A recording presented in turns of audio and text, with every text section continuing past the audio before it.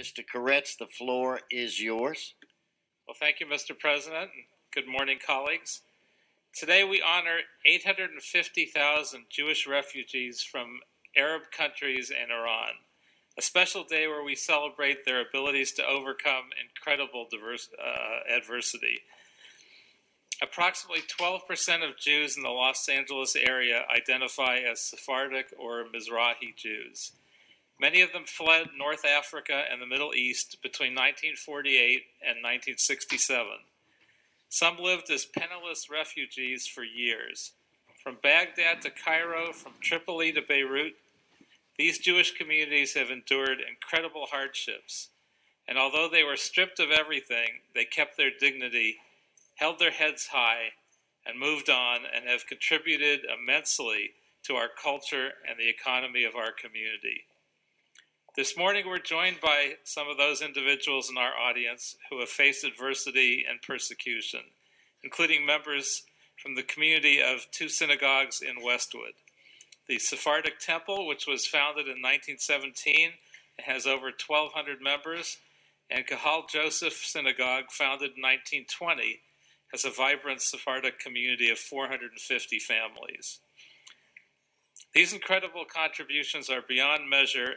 And today, as I look around, I see a number of Jews who were expelled from North Africa and the Middle East, some of whom lived as refugees for years.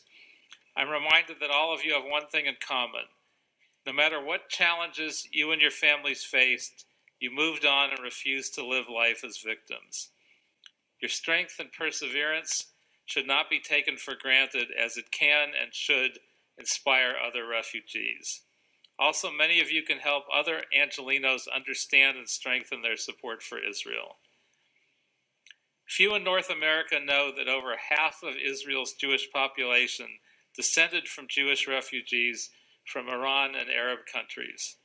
We have several organizations here today who are leading efforts locally and nationally to build and advocate for the inclusion of Sephardic and Mizrahi community into mainstream Jewish and civic life.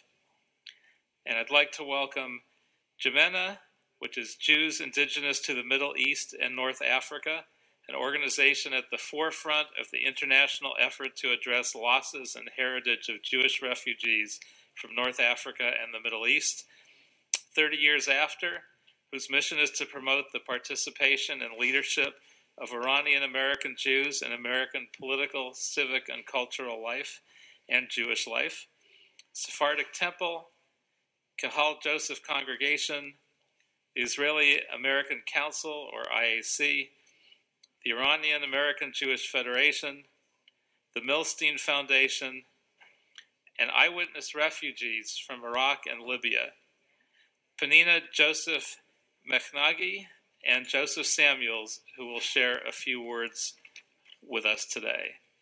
Now, first, I'd like to introduce Faris Chamaeleon, Jimena's Los Angeles Program Director, to say a few words. Well, let's welcome her. Let's give her a round of applause. Welcome, welcome, welcome, and thank you for the work that you're doing. Thank you so much for having me here today. It really, truly is an honor. My name is Faris Chamaeleon, and I am a Los Angeles Program Director of Jimena, Jews indigenous to the Middle East and North Africa. It's actually my first time here, and it's beautiful. Thank you so much for having me. It's truly an honor. A very special thank you to all the council members here today. Nice to formally see you all in one room. And I want to specifically thank Councilmember Paul Koretz for being such a strong force in our community and being a voice to the voiceless. I also wanted to welcome all of our community members here today. It's so nice to have us all here to celebrate such a momentous occasion for Sephardic and Mizrahi Jewish history.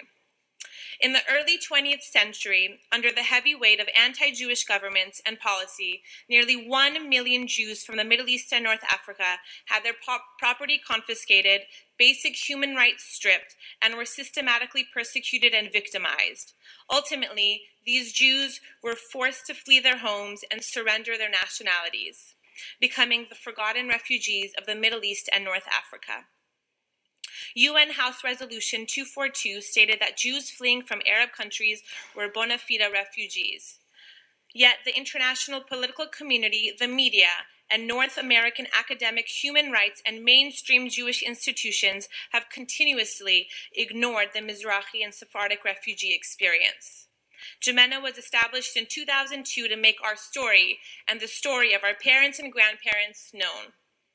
On June 23, 2014, the Israeli government adopted a new law which designates November 30th, which was a few weeks ago, as the National Day of Commemoration for the nearly 1 million Jewish refugees from Arab countries and Iran in the 20th century.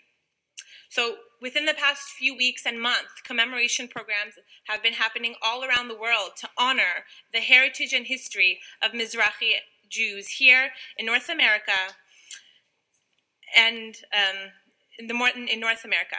So in North America, Jimena has established the Mizrahi Remembrance Month Initiative, now in its third year, which entails a range of educational and cultural programs at Jewish day schools, universities, synagogues, community centers, and civic spaces throughout North America. I am proud to work for Jimena, an organization that is diligently working to preserve and share this important history, not just in November, but all year round. I am here today to preserve and share the history and culture of these Jewish communities, as well as to advocate for the universal recognition of this overlooked piece of history.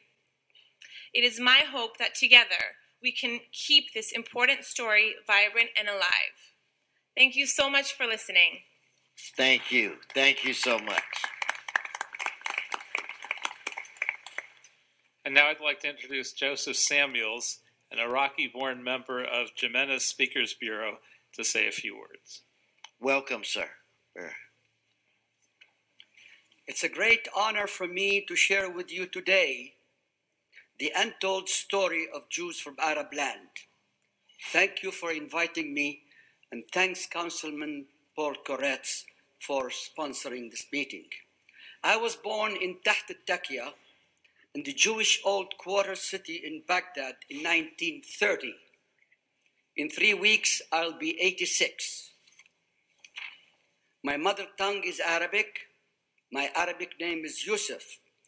Baghdad was my home and Iraq was my country. Here's a photo of my family that in Baghdad when I was living. Jewish roots in Iraq goes back over 26 centuries. Biblical prophet Ezekiel, Ezra, Jonah, and Nehemiah are all buried in Iraq.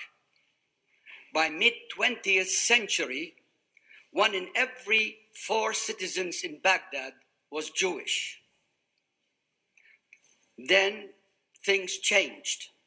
On June 1, 1941, Muslim mobs went on a rampage, looting and burning Jewish homes and businesses.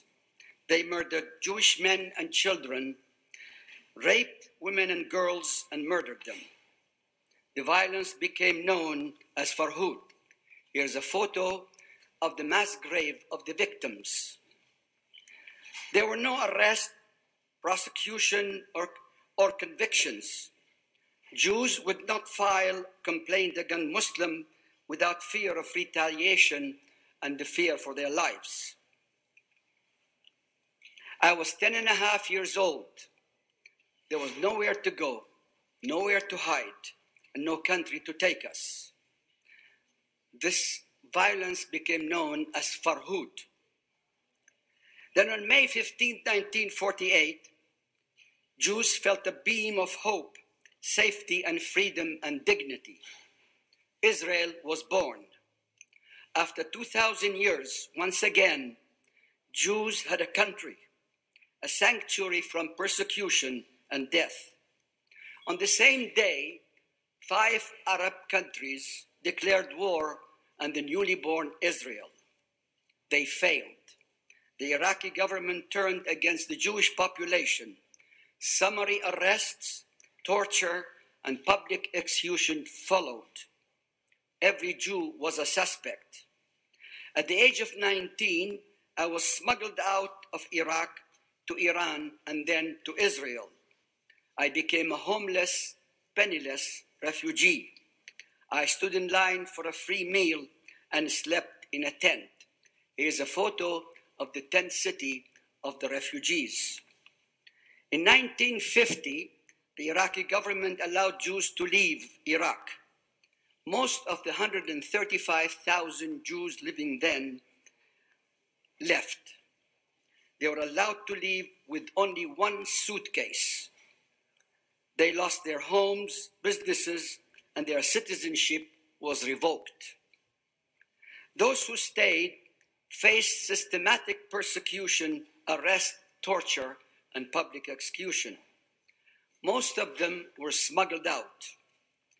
American forces rescued the final few after the war of 2003. Presently, there are no Jews left in Iraq. The Iraqi Jewish exodus was repeated in other Arab lands. The 850,000 Jews were living in the Middle East and North Africa. At present, only 3,000 left. The many Arab wars against Israel brought these Arab Jews economic deprivation, harassment, discrimination, and expulsion. About 600,000 of them settled in Israel. The rest found refuge in Europe, Canada, the US, and other places. After making my way through Iran, Israel, and Canada, and after losing my home in Baghdad, I found a home that I love. My family and I are grateful and privileged to be living in one of the greatest nations under God's green earth, where we experience freedom, justice, and peace, the United States of America. Thank you.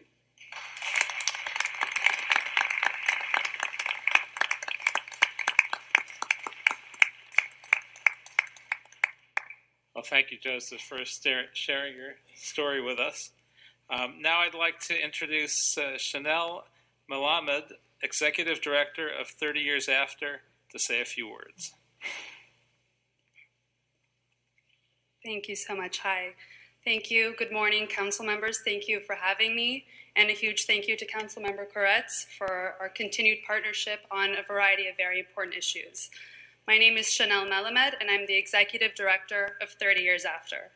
It is an honor for me to address you guys today on behalf of young professional Iranian American Jews, many of us either the children of Iranian Jewish refugees or refugees ourselves who arrived in Los Angeles at a very young age. For those of you who aren't familiar, 30 Years After is a Los Angeles-based nonprofit with the mission of promoting the participation and leadership of Iranian American Jewish young professionals in American political and civic life.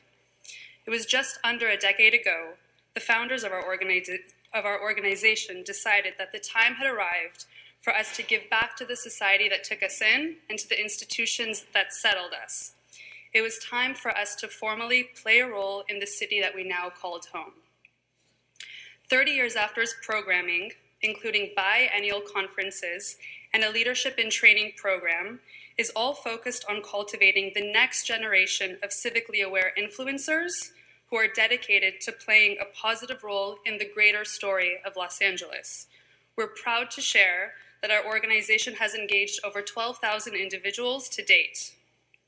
For many of us, growing up on our parents' stories of uncertainty, exile, fear, and ultimately resilience, we learned the importance of embracing our collective past as we journey forward to shape the future. Today, 30 Years After harnesses the communal history and values of Iranian Jews as we work with major players like you to create a more perfect Los Angeles for us all. We are fierce Angelinos with a harrowing heritage, who look forward to partnering with each of you as more and more first and second generation Iranian American Jews assume the privilege and responsibility of leadership. Thank you so much for having me. Well, thank you, Chanel, and for the great work that 30 Years After does. And thank you to all our guests here. And now I'd like to present a certificate of recognition, which is going to be accepted by Mrs. Gila Milstein on behalf of the 850,000 Jewish refugees from the Middle East, North Africa, and Iran. Gila was born in Morocco and immigrated to Israel when she was 6 years old. And she moved to Los Angeles with her husband and family in 1983. And today she's an active community leader and philanthropist. And so thank you, Gila, for all the good work that you do and for accepting this certificate.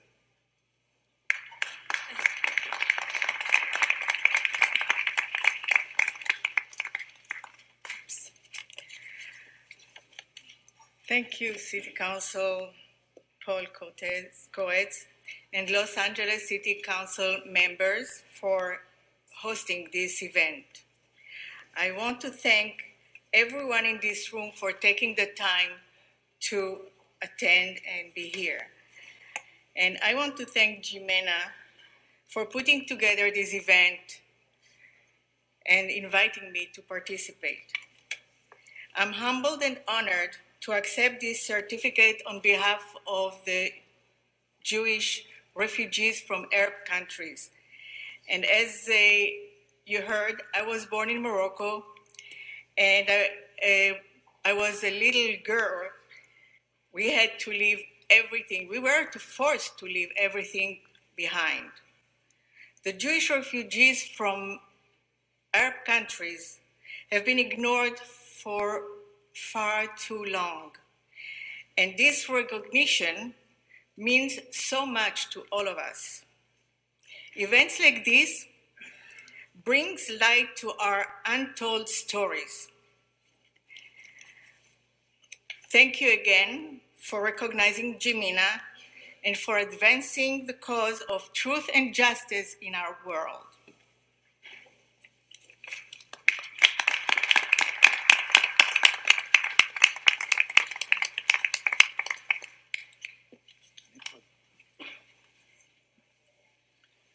And if I could just add that this story is important, that it can't be forgotten.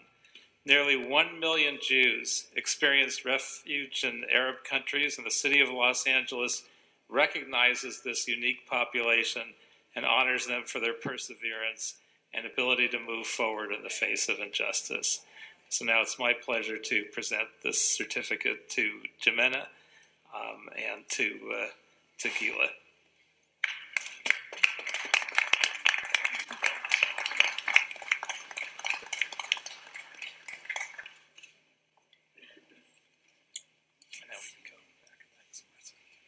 Again, thank you so much. Thank you, Mr. Koretz.